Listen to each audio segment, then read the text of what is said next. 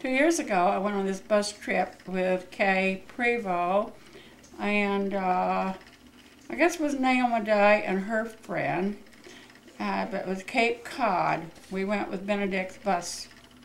It was a Benedict bus trip. And they always had such nice bus trips. This was only a 4 or a 5 night trip, but I think the highlights of that trip, we went over to Nantucket. I didn't realize that was a little over an hour on a boat to go from over to that island, Nantucket. And I didn't realize that they had those famous purses that you were supposed to buy, or I'd have bought one. And so then after that, this one day, the last day we were there, we went to Boston. And the highlight of that trip was years and years ago when Betty Marks, the dear lady that helped raise my kids, Kay and Dale and David, all loved her. And she was with them for 18 years while they were growing up.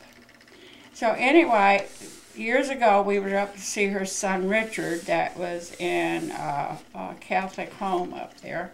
And I went with Betty Janeski.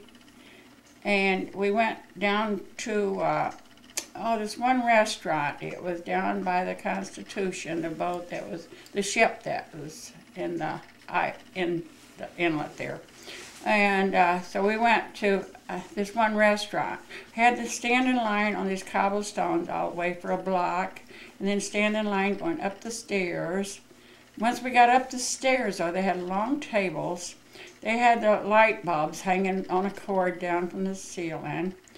And they had these great big pitchers of water on the table. And once you got upstairs, which we had probably waited two hours to get there, then the hot cornbread and the butter and everything came. And I always remember there was that sign over the coffee urn. It says, "Waitresses, do the work right. It's easier to do right than explain why you did it wrong." I always remember that. But so when I went back to Cape Cod, I saw that Durgan Park. So anyway, I just had to go down and see if that same restaurant there. And there was a little 81-year-old man that stood there being a host. So he said, "Go upstairs and check it out." Went upstairs, and there was those tables were there with a checkered tablecloth, the great big pitchers of water that you served yourself. And it was just, that made my whole trip. I couldn't keep from talking about it the whole way home.